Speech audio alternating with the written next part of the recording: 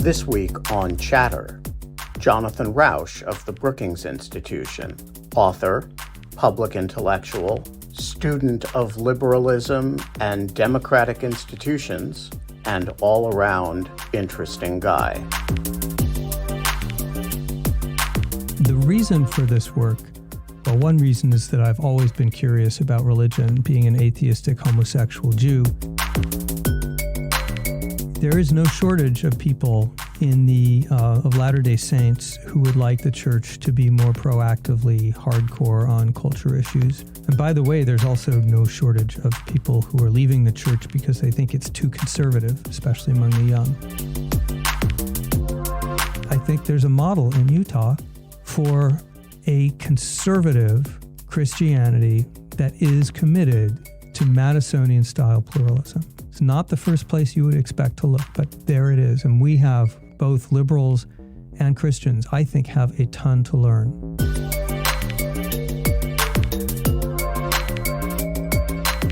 Mr. Jonathan Rauch, I want to start with how we should think about the major unifying themes of your career.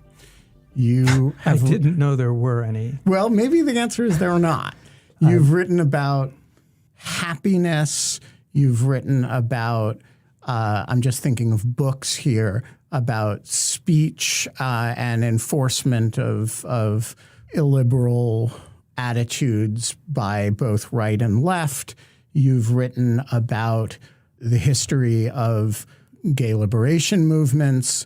What are the things that bind the Rauch oeuvre together?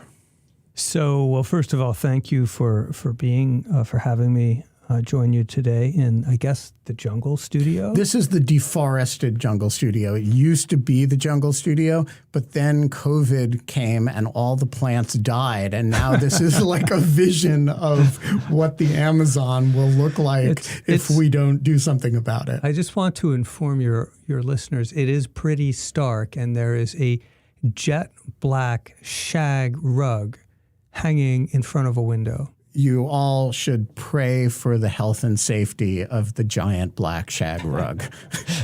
Well, if it got any closer to me, I would be afraid of it. Let's just put it that way. I would have been a talented academic, but I realized around age 21 that the idea of specializing in one thing appalled me. And that's why I became a journalist, so that I could do any damn thing that seemed interesting. I want to pause you on that because I did a very similar thing, but it was because I was a dilettante. And it seems to me there's sort of two reasons you can. One is that you're kind of a butterfly who wants to do the any damn thing. The other is that you're, sort of Aristotle, right? And you are genuinely or Jefferson, you're genuinely interested in or deep in a huge range of areas. One of the things that interests me about you, is that you're actually not shallow like I am on this range of things. You actually know, I think the technical term is a veritable shitload about a lot of things. And so my question is, when did you say, all right, 21, I don't want to specialize in any one thing. I want to specialize deeply in all things?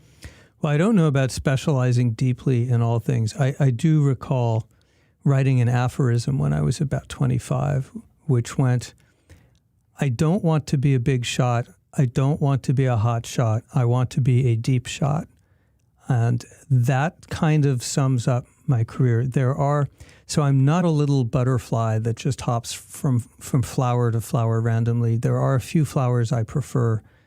My very first internship was at National Journal, and then my second job was there writing about how government works or not works during the 80s, the Reagan period, a very interesting period. So a major theme ever since has been understanding government, not so much politics, but government and how to make it work better. And that's a big stream of my work.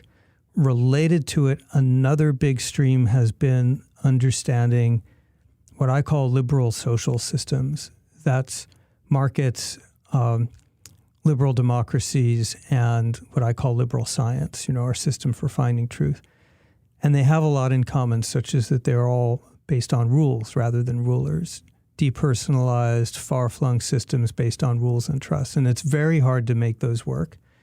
And since the late 1980s, I have been writing one thing or another about the pathologies that can afflict those systems, never more relevantly than right now. And then a third kind of unrelated theme, but not really, is I like science. I like discoveries. And when I find something that seems interesting that no one's writing about, such as the fact that time itself, just the mere passage of time, can drive our life satisfaction downward in middle age and then surprisingly upward in old age, I think I should write about that. Or, for example, on the revolution that nuclear power is undergoing. And that's just fun and curiosity and the fact that I love being around innovators and new ideas, and I hate being around old, soggy, pessimistic, angry stuff like the culture wars. Yeah, so that is a really interesting self-account, and I want to explore it a little bit, specifically the hating being around old, soggy, pessimistic stuff like culture wars.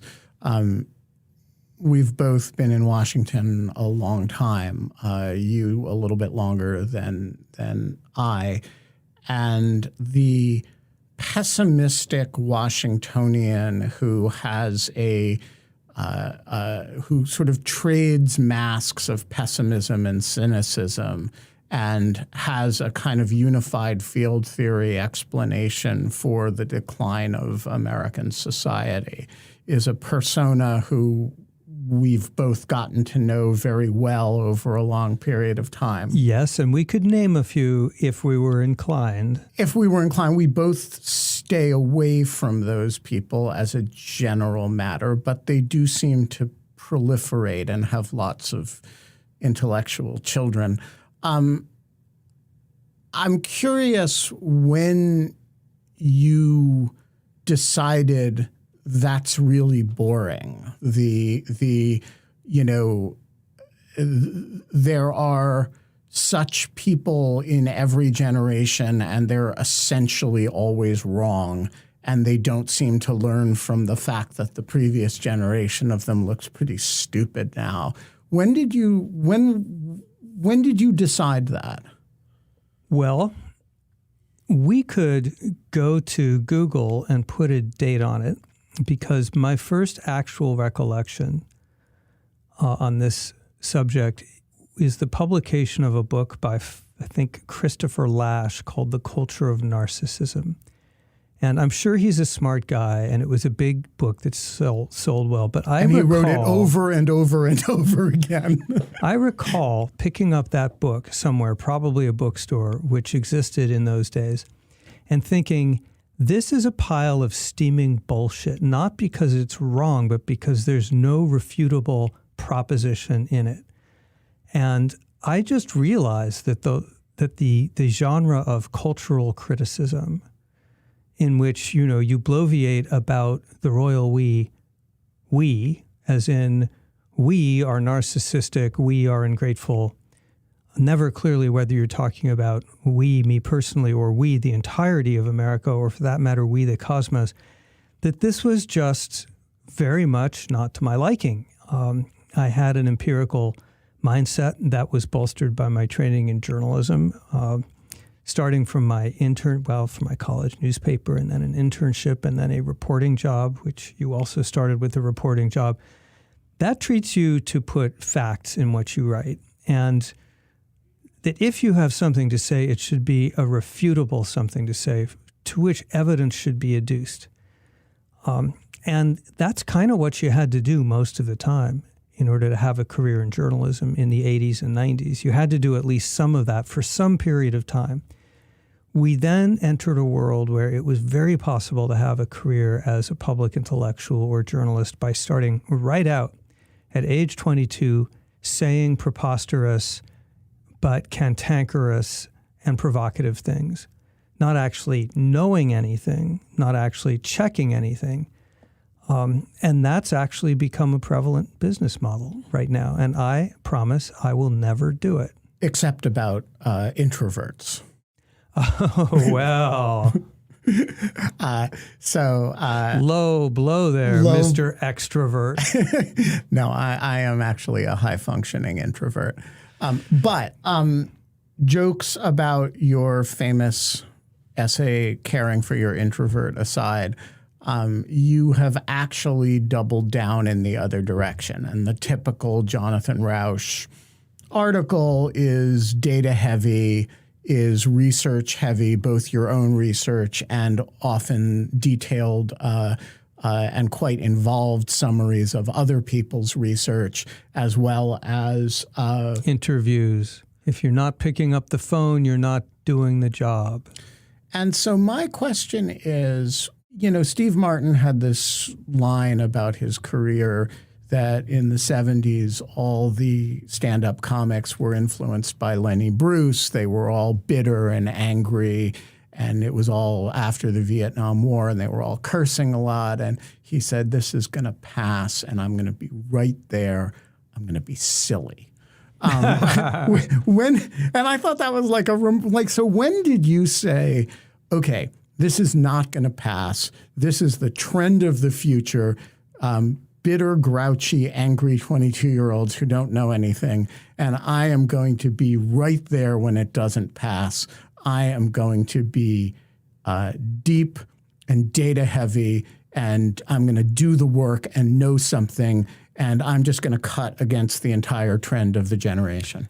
I never resolved to do that. I just resolved from an early age not to be Christopher Lasch, and to tell people when I write things that I didn't know when I started writing and that they might not know when they start reading, because it seems to me that provides genuine value added of a type that's very hard to gainsay and turns out to be quite valuable. When I counsel young people entering journalism or public commentary, the thing I most often say is try to develop some genuine expertise in a topic before you're 30. You can do that in 2 or 3 or 5 years. And if you actually know something better than most other people know it, the world will beat a path to your door. Whereas if you're just staying stuff because it gets attention, you'll have a meteoric but brief career. So I just kept doing what I did because nothing else is interesting. And then we went through that phase, which you well remember, when suddenly the internet came and traditional journalism and legacy media were out to lunch, knew nothing, dinosaurs, pathetic, dying, and deserved it.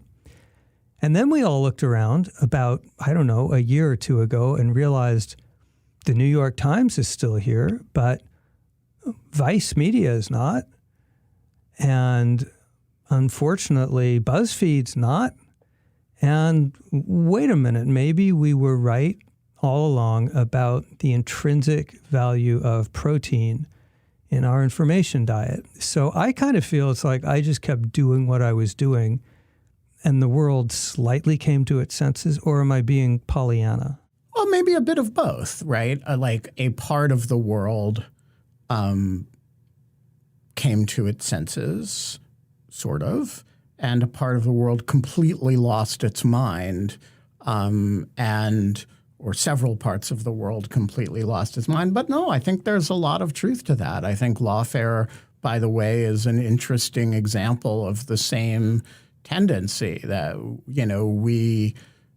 it wasn't like the New York Times is still there, but you could not have built something like Lawfare in a pre-internet age. You just, there wasn't you couldn't reach the audience to sustain it. You couldn't do it in real time. The fixed costs of production would have been just crazy high. Now you can. And it succeeds because it's 98% protein. Right. Now, I remember the founding of Lawfare. I remember when one Benjamin Wittes strolled into my office one day and said, Jack Goldsmith, Bobby Chesney, and I are starting a blog. And that's all it was. It was a blog. To the best of my recollection, Lawfare was not supposed to actually succeed. It was supposed to be a little project for fun by some people, but lo and behold, it turns out when you get genuine experts to write on subject of genuine importance in ways that focus on the topic at hand, guess what? People want it. To my knowledge, correct me if I'm wrong, but to my knowledge, Lawfare has never published a clickbait headline on the order of, "You'll never believe what the Supreme Court did Tuesday." Well, it's funny because we have a fake clickbait headline that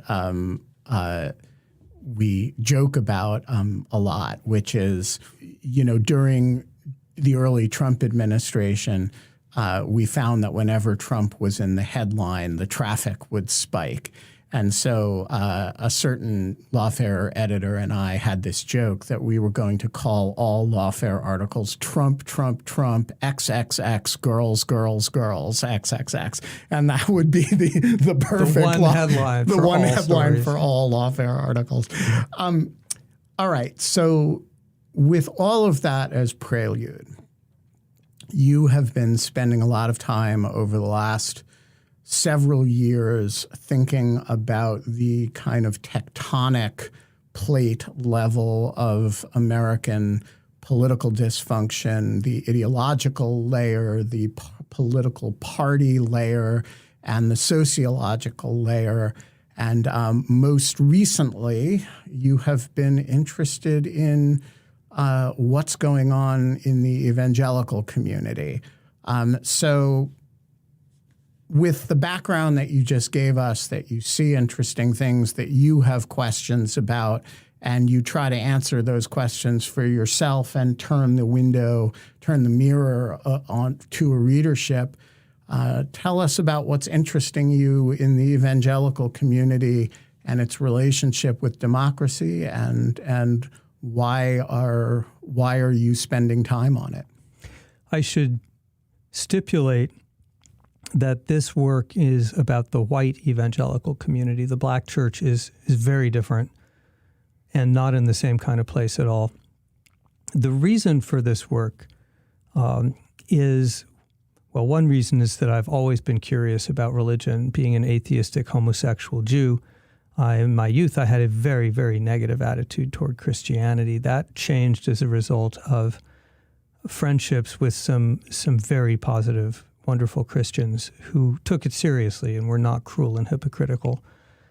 The less personal reason is that, as I mentioned earlier, a continuous theme of my career has been understanding what goes wrong with liberal social systems like democratic governments.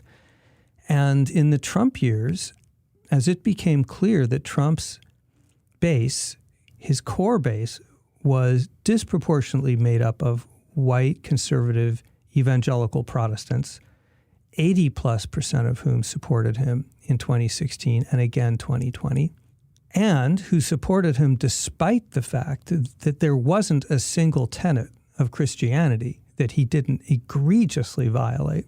I began to realize something very peculiar was happening in Christianity, and that white evangelical Christianity has been moving at an alarming pace toward Maga and away from pluralism, and doing so not because of Christian belief, doctrine, and Scripture, but in spite of Christian belief, doctrine, and Scripture. And it began to seem to me that today's political crisis has to be understood as also partly a religious crisis, a crisis that's happening within Christianity and is spilling over in toxic ways to politics. So what do you mean by that? I mean, at one level, that point is a little bit obvious in the sense that anytime you have a group of people who purport to speak for morality,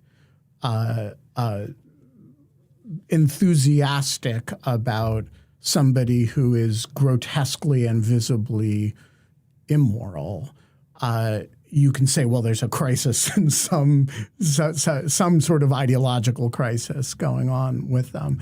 But I think you're saying something else, too. And I guess I want you to unpack why is this more complicated than the evangelical church is, leave the crisis to the David Frenches and the Russ Moores and the people who are within the movement who can critique it from the inside and who can argue with it. The only observation from the outside is that this is not a group of people that speaks for anything other than its own political interests, irrespective of their religious significance. They're a bunch of hypocrites, and that's the end of it. Why is the story more complicated than that? Well, there are a few things that need explaining. It should have been a lot harder than it was for the same group of people who insisted vocally that character matters in a president in the 1990s when Bill Clinton lied about having sex with a White House intern, to completely flip in the biggest, most egregious possible way. That requires more of an explanation than just, well, hypocrisy happens. So I think that required some explanation. Another is that I think the Trump era revealed a gap between white evangelical Protestantism and liberal pluralism that was much bigger than we thought. I think you and I knew that Christian nationalism, for example, was out there, but we mostly thought it was a fairly small group of extremists, and in its extreme form, it still is. But I would guess that you would not have predicted that this politician would become the darling of the evangelical movement, and that the more illiberal he became, the more he lied, the more he cheated, the more corrupt he was, the more he called for things like overthrowing the Constitution, the more they would like him. That speaks to something going on in Christianity, which could just be ordinary human hypocrisy. But there seems to be something deeper going on. I wanted to know what that was. And that has forced me to learn a lot of new terms, of which maybe the most interesting is the term spiritual formation or discipleship. Have you come across that term? No. Well, neither had I, but it is a big deal in Christianity. I'll explain this poorly. Some of your Christian listeners may have to forgive me, but this is a vocabulary that I learned recently and very much as an outsider. So spiritual formation or discipleship is the idea that what the church should be doing is shaping the character of the followers of Jesus Christ in the mold of Jesus Christ and Christian teaching, and that there are a handful of these key teachings. One of them is be like me, imitate Jesus. Another is forgive each other. And the third, I always have Rick Perry moments. The third I'll come back to in a moment. But these are the things which the church is meant to inculcate. And these are not supposed to be things which depend on politics. Will they work? Will they get someone elected? Will they own the liberals? Christians are supposed to be formed in these things because that's what God wants.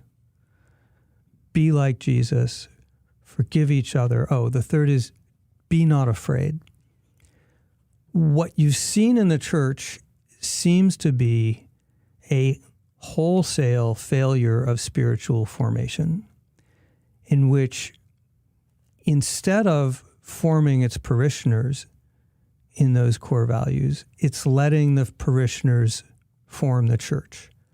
So we see the rise of what I call the church of fear. This is a secularized, as Russell Moore says, or I would even say paganized version of the church, in which you're there really more because of politics than because of Jesus. You're there because of the culture wars and because you watch Fox News, and your being Christian is your way of expressing that political identity.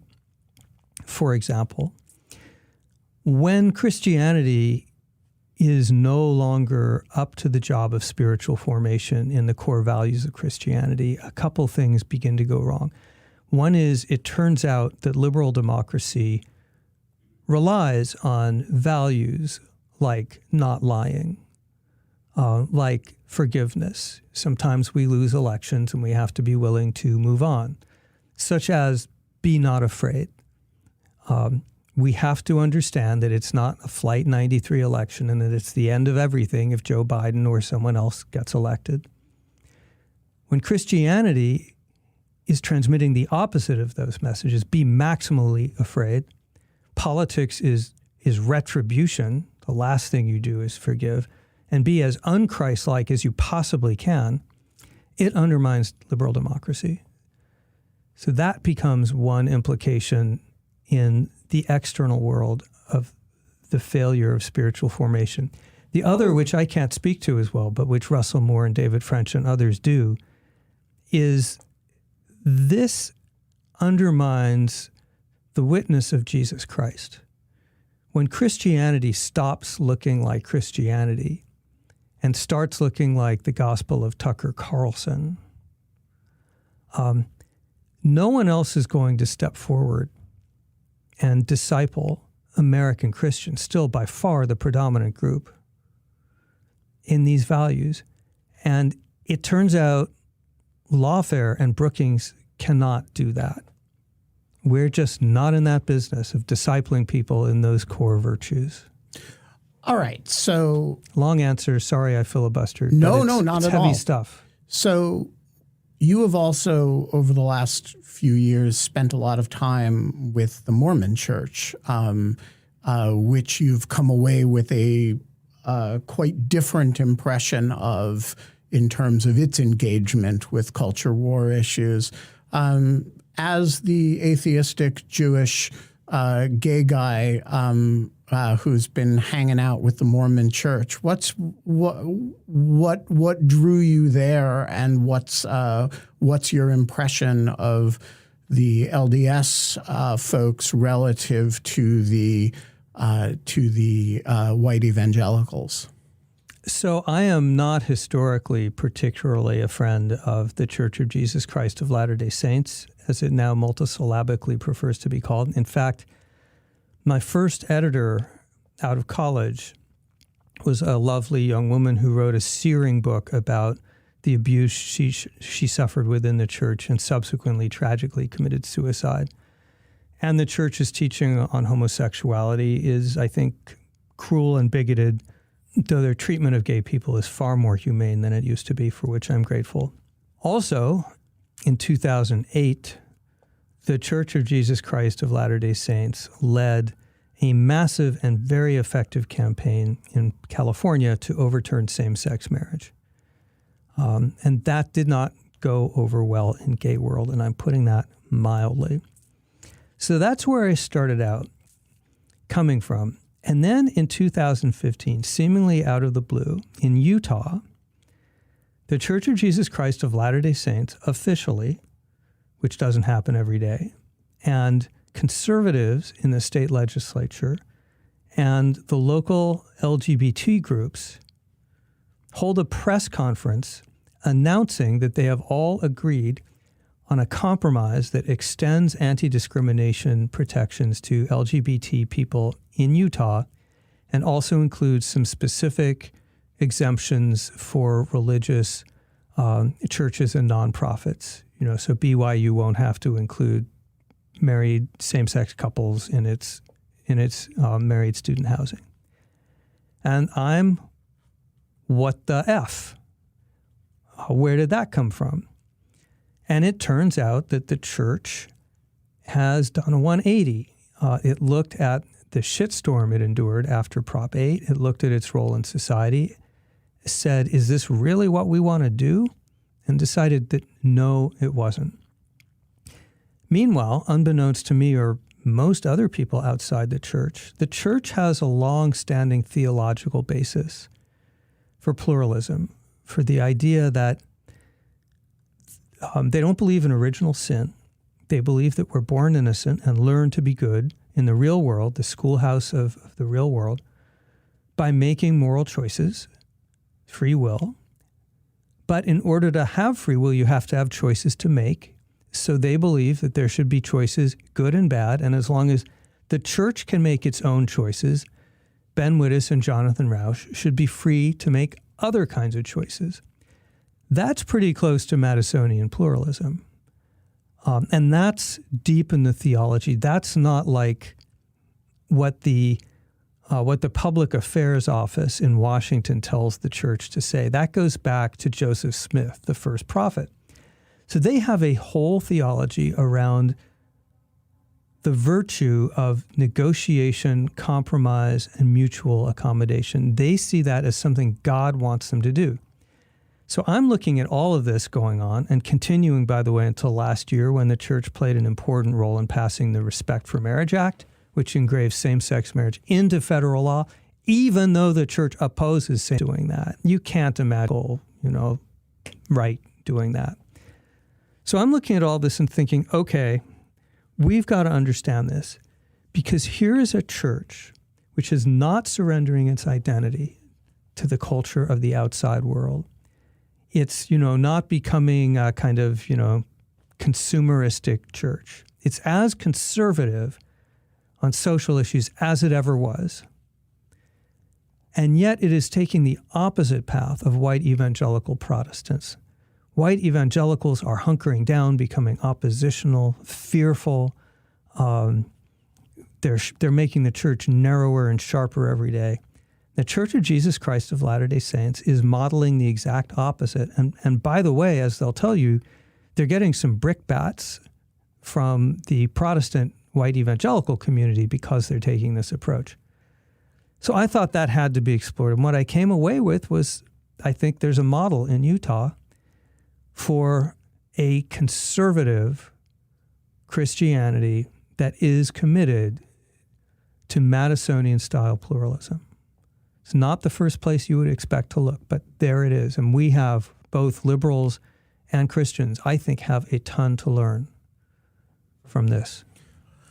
All right, so I want to focus a little bit on the disparity between the white evangelical reaction and the LDS reaction. But before I do, I want to ask you to go back to a point that you made when I first raised evangelicalism. And your response was, I'm talking about white evangelicalism. The black church is a different thing. How much of this is really about conservative white people with a religious gloss on it, but this is fundamentally white identity politics, white conservative identity politics, often with of a certain populist bent that people are kind of bending the church to, rather than anything that actually resides in evangelicalism? That is clearly a big chunk of what's going on. That's what Russell Moore calls secularization. He said that the white evangelical church has basically picked up everything from the religious right except the religion. And much greater minds than I have been doing a lot of research and finding that the white evangelical church has been kind of sorting itself out so that a lot of people, not huge numbers, but a substantial number of people who are what has been called the church within the church, the people who are deeply discipled in the ways of Jesus and really don't want to come to church to do the culture wars or partisan politics, they're drifting away or fragmenting and starting different churches. There's been an influx of people who call themselves evangelical, but rarely go to church. Some of them barely go at all. So what you're seeing is an influx of people for whom the label evangelical seems to be less a spiritual signifier than it is a identity signifier. It's what you increasingly call yourself that's respectable if you're a white Maga supporter. That, of course, has profound effects on the church. One of the things that I've learned in the course of doing this research is this is not primarily a crisis of leadership. There have been those in the past, obviously in the Catholic Church, but also when you and I were coming up in the 80s and 90s, we would see these hypocritical, politicized church leaders like, Jim Baker. There was a scandal a week. What we're seeing now is of a different character. This is grassroots driven. Yeah, it's grassroots driven. I mean, yes, there are always problems in leadership, no question about that. But this particular phenomenon of politicization is being driven mostly by the pews, and pastors are bewildered, demoralized. They're feeling dragged along by this. They're not sure how to transmit the word of God to people who are kind of not really there for that. So how do you explain, one explanation for the difference between the evangelical community and the Mormon community is that one is a top-down hierarchy and the other is not. And so if you want to move the evangelical world, you got to buy Newsmax, Fox News, you got to address a whole lot of grassroots people. If you want to move the Mormon church and say you're an LGBT organization in Utah, you have a few years of quiet meetings with some senior church people, and then all of a sudden you have a press conference and the flock kind of does what it's told. Another explanation is that these institutions, as you alluded to, these movements are theologically and culturally very, very different from one another, quite apart from their leadership and their vision of their place. One is self-consciously a minority culture and therefore has a need to have a place in a pluralistic society. The other is self-consciously a majority culture, even though it isn't actually a majority anymore and hasn't been for quite a while. What do you think is behind the disparate manner in which these different churches have responded to the last few years? Well, you have just listed them very accurately yourself. So yes, to all of the above. There is no shortage of people in the of Latter-day Saints who would like the church to be more proactively hardcore on culture issues. And by the way, there's also no shortage of people who are leaving the church because they think it's too conservative, especially among the young. But because it is a hierarchical organization and because the president and prophet of the church is considered to be in direct communication with God, you're not allowed to really say, well, we disagree with that. That gives the church an element of authority, whereas, as was often repeated to me and became very clear over in white Protestant land, there's a crisis of authority. As there is in so much of society, people are, why should we believe this pastor? Or if we don't like this pastor, we fire him and get another one. It's just that simple. Where does authority come from in the Protestant church? Well, that's a damn good question. People have been asking that for, 600 years. It's a foundational question. So there is that structural difference, and it's important.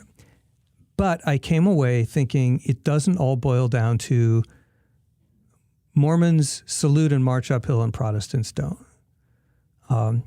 Because theology also matters. It's not that someone's making a decision in Salt Lake City and everyone's blindly obeying it. It's that partly because of its status as a persecuted minority religion, and partly because of the structure of its theology, the church, starting with teaching of people in kindergarten, all the way up through mission, and then in church on Sundays, emphasizes that they live in a world where they should not be trying to dominate others. That's baked in. I mean, even we Jews have a narrative that actually we're supposed to be in charge, right? We had a state initially. We subjected those who were not members of it in many cases. The Church of Jesus Christ of Latter-day Saints is actually against that. And that, as I mentioned, goes all the way back to Joseph Smith. One of the first things that he did as mayor of Nauvoo, Illinois, when the church set up its town there, it did some illiberal things. But among the things it did was announce a public ordinance saying that anyone of every religion should be able to serve in any governing capacity, and it named Jews, Mormons, and everybody, Jews, Muslims, and everyone else. So it's not just an imposition. It's based in values. So the question for Protestants, okay, granted there's no authority, but what if the church could develop and teach a theology which is not about dominion? It's not about we're entitled to rule, and if not, everything screw up. Can the church do that? It's a big question, right? Can it adapt to minority status, which is what confronts it right now? Right. It's a very hard crisis for any church. I mean, what the Catholic Church went through in ceasing over many hundreds of years to be a sovereign power, right, in large numbers of square miles of the Italian peninsula. So I want to, though, push back on the idea that there's deep theology here, not with no disrespect to Mormon theology about which I know very little. My point is not actually about the substance of the theology, but you're describing here evangelical theology that means nothing. And the evangelical church gets subsumed by politics and political identity, and its theology gets thrown out the window with respect to human virtue, with respect to character formation, with respect to... And on the other hand, that the Mormon church is systemically guided by this theology. And it seems to me, and that a big part of the answer to my question lies in the theology. And it seems to me it's hard to have those at the same time, right? You could just as easily, why is it the white evangelicals who are being overtaken by, secularization and their political interests, and the Mormon church, which could have a culture war attitude toward gays and get away with it, and did for a long time, is now sucking in more Madisonian air. It seems to me the answer can't be that Mormon theology means something and evangelical theology doesn't mean something.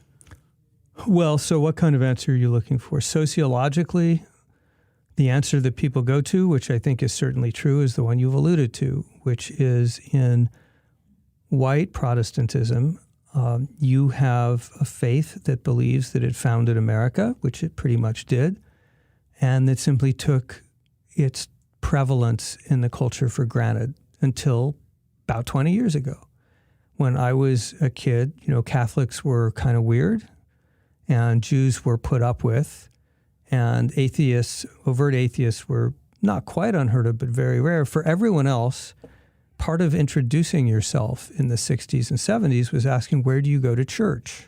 Maybe in Arizona. Maybe in Arizona. Not on the Upper West Side of Manhattan. Well, there's that, but that's a different conversation. It was just assumed that you were part of this milieu of white Protestantism. Now, that came in many different gradations and varieties, of course. But sociologically, there is a degree of dismay and panic that goes with the fact that Christianity will soon be a minority faith in religion. Now, no other faith will be larger, but practicing Christians will be under 50%. And it doesn't help that white evangelicals are doing everything they can to hasten that trend by allying themselves with some of the most hypocritical cruel and bigoted forces in our society. That's driving the next generation away. So sociologically, yeah, if what you're saying is that this is driven by something other than just theology, you're absolutely right. When I ask people what the outcome is, experts, not many people have very high hopes for a ultimately graceful and successful adaptation of the white evangelical church to minority status, to a world in which it has to accept a need to compromise, to have forbearance, to lose elections, to be just another voice in the tapestry of American life. Most people predicted it's going to be a lot harder than that and a lot uglier than that. We'll see even more of what we've been seeing. That may be true. However, take this for what it's worth. There are still a whole lot of white evangelicals who don't like what they see happening in the church, who know that it is not in accord with the teachings of their Lord and Savior, who want to change it. That includes large numbers of actual pastors in the church who want to get back to the work of the soul. It also includes some people like the aforementioned David French, Russell Moore, and a theologian named Curtis Chang, who are embarked on a project right now. It will debut in December, called The After Party. I don't get the name, but there it is. But what that's doing is creating a curriculum for pastors and for the small groups, which are the heart of the evangelical church-going experience, which is discipling them in a Christ-like way of doing politics. It's saying, extremely important message, and one which I have some hope for. Look, as David French puts it, it won't do to say, I may be an asshole on Twitter, but you should see me in the soup kitchen. Christianity is a single unified garment. And if you're discipled in private conduct that is Christ-like, you should also be discipled in public conduct that is Christ-like, which means you can oppose or favor public policies of whatever type, but you can't do it in the ways that certain members that trolls are doing it. And they're going to try to teach this. And their point is pastors haven't known what to say. They've been deer in headlights. They're not trained to deal with a situation like the crisis they're confronting. Let's begin filling that gap. Might work, right? I'm not going to say it won't work. Well, there is no chance of good things happening without the attempt. Yes. So there is a church, and it is the largest church in the United States that we haven't talked about, and it is the Catholic Church, which is significantly more politically diverse than white evangelicals, but is also, the conservative end of which has not actually had a lot of defenses either against the same temptations that have that you're describing in the evangelical world. Where does the Catholic Church fit into this discussion? So I pretty much left the Catholic Church out of my calculation, out of my research. And I did that for a reason, which is the Catholic Church is having all kinds of issues of its own. Those are very evident right now with to my astonishment, is it a bishop in Texas who's basically saying the Pope has his head up his ass. I didn't think Catholics could actually do that. To say nothing of the other scandals and, the widespread loss of membership in the U.S. and so on. But here's the thing. Catholics are not the core of the Maga base. They look like most other Americans in terms of being politically divided and having multiple wings. So, and they're also not the prevalent religious tradition in America. They're important, but they're not the group that has historically set the tone for what people think of as the Christian way of doing politics. So for that reason, since my ultimate interest in this is not primarily the status of Christianity, those Christians will have to figure that out. My interest is in the spillover part that's endangering liberal democracy. And there the action is white evangelical Protestants. That's where Christian nationalism, which means different things to different people, but is a pretty sinister thing on the whole. That's where that's boiling up.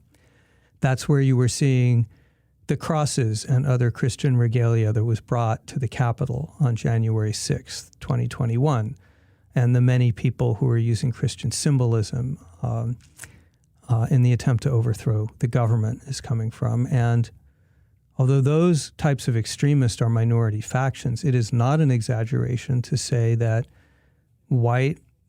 that MAGA has become essentially the house politics of the white Protestant church. So that's where I'm focused. Maybe I'm wrong.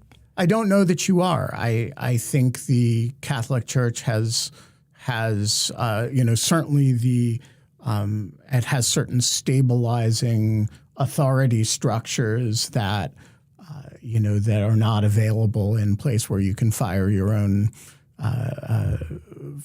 pastor if he's not MAGA enough for you. They also have, as you say, they are distracted by certain other matters going on.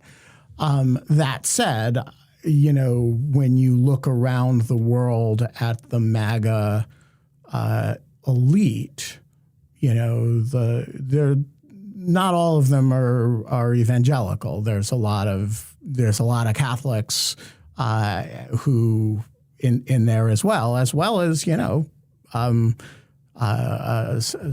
others. So I don't know what the role of the Catholic Church is in here.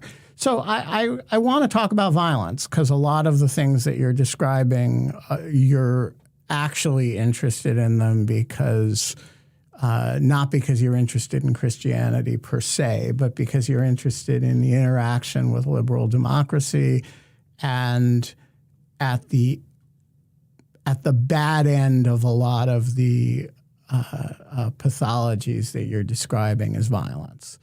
And so I'm curious how you think about, when you think about Christian nationalism, when you think about the radicalization of white evangelical churches, how far away from violence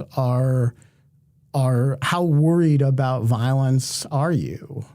Well, I'm certainly worried about it if we're talking about the extremist fringe, which showed up on January 6th. And by the way, circling back to a point that we both emphasized earlier, which is very important, those people claim and adopt Christian symbolism, but they're pagan. Sure. They're just using the symbols. What they really stand for is a kind of vision of white civilizational supremacy, which they call Christianity. So among that group, yes, I'm very worried about violence, and I'll continue to be worried about it. And I'm very glad that about, 1,200 of them have been sentenced for the crimes that they have committed. They're not all Christian nationalists, but there's some overlap. In terms of the broader Christian community, I don't think violence is the issue. I don't see much of it. I see it valorized some, but not very much. This weird thing that Michael Flynn is doing with his national, what does he call that tour? Do you remember? I don't know. So he's going around from city to city, holding these rallies in which he says very, very inflammatory things about the government and Christians' duty in the name of God to do all kinds of awful things. But for the most part, it's not a violence question for me. It's more a question of, can white evangelicals, the white Protestant community, get back to doing something more of the job which liberal Democrats and pluralists need it to do, which is discipling people in those values of Christianity, which are both core to Christianity and essential to liberalism. America is kind of unusual because in Europe, religion has been constantly at odds with the stability and sustainability of governance. There's some pretty obvious wars we can talk about. Weirdly, America, until recently, has been the exception. Tocqueville came and picked up on this. He said, actually, they rub along they rub along together quite well here, religion and government.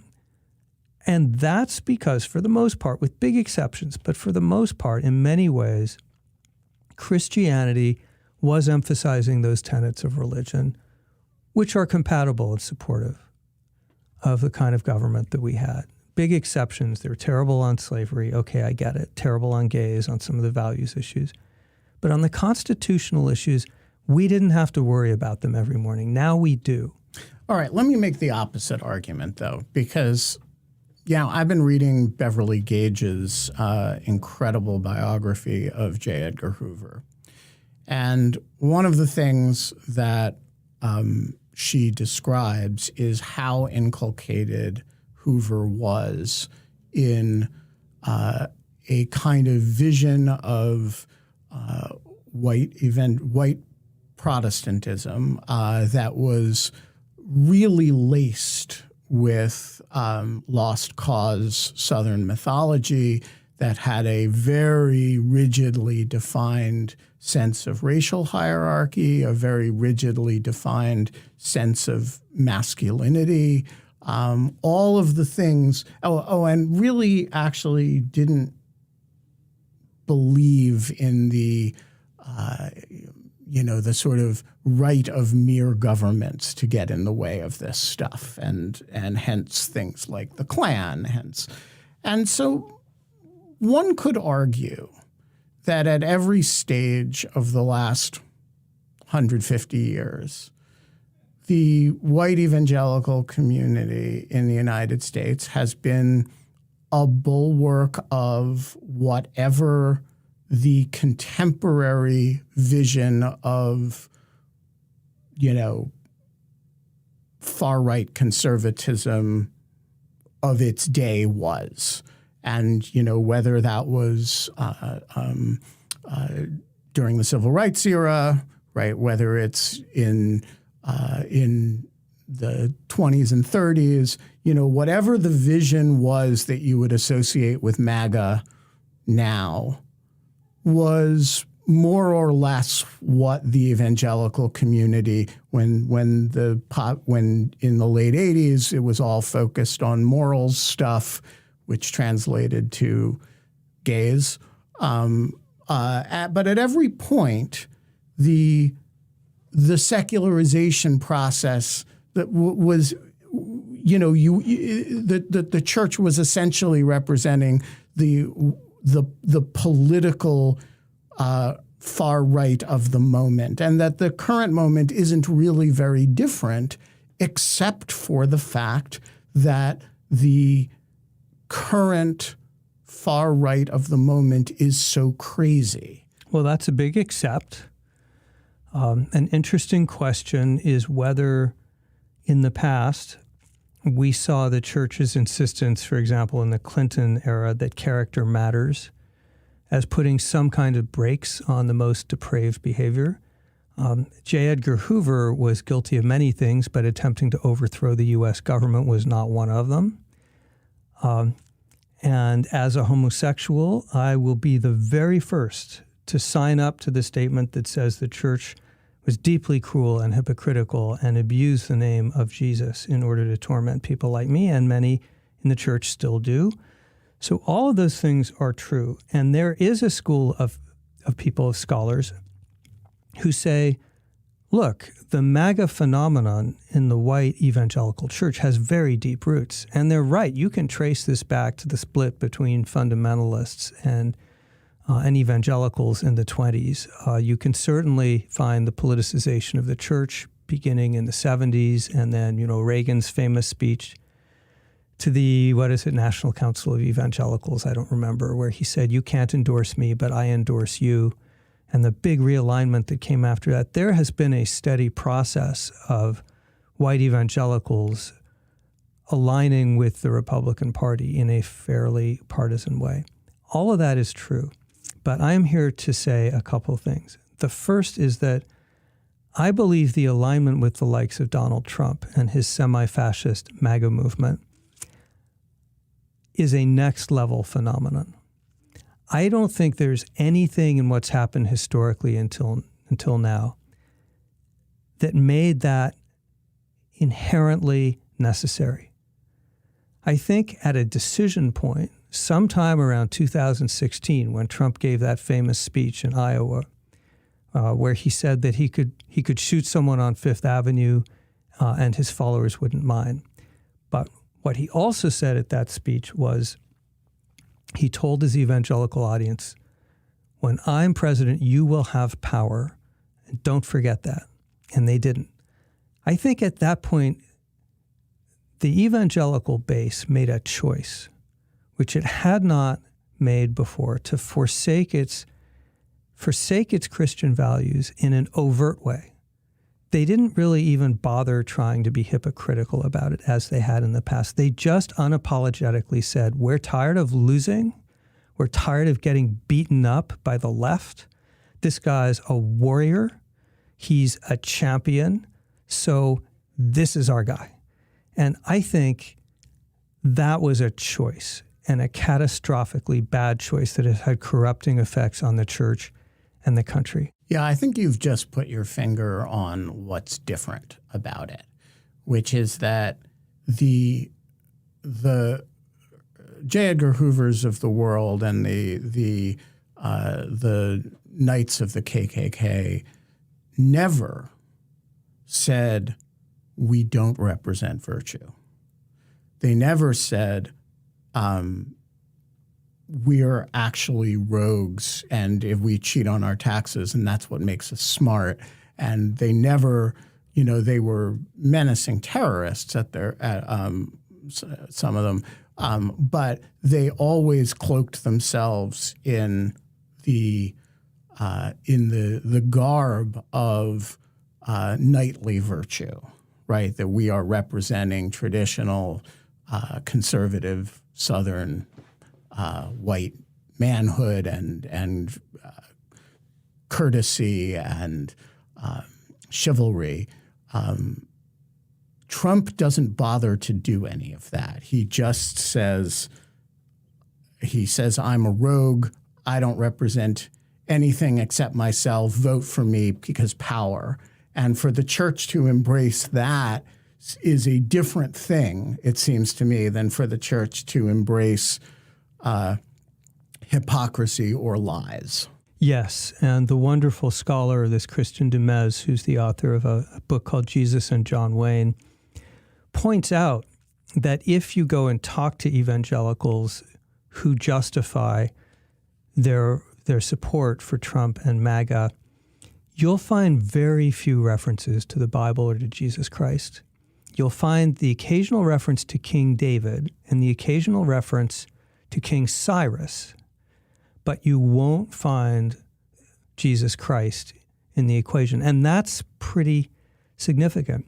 The other thing I would say in response to the point you made is, so there's an interesting debate to be had about the roots of all this and the extent to which it's continuity versus discontinuity. Okay, fine.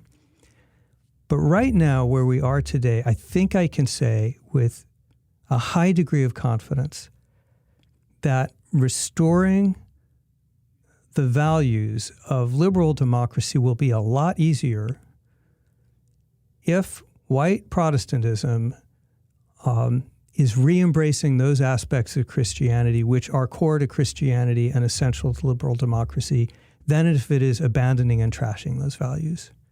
So regardless of how we got here, we Christians have to fix this. I can't, you can't.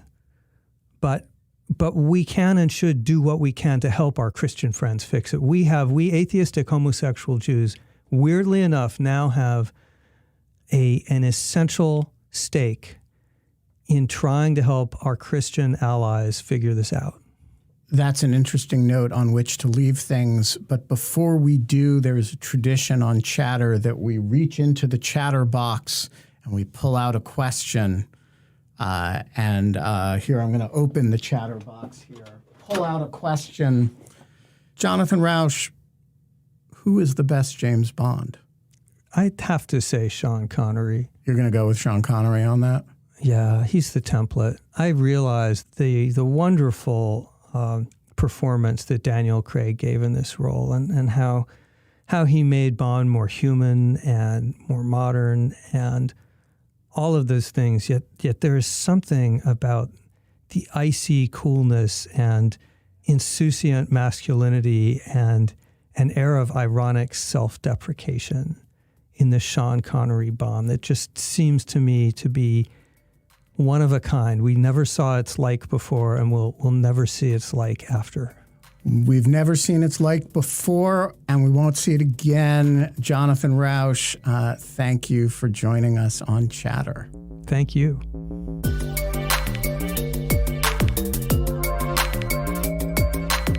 That was Chatter, a production of Lawfare and Goat Rodeo. Please subscribe to the podcast and find us on Twitter at @ThatWasChatter.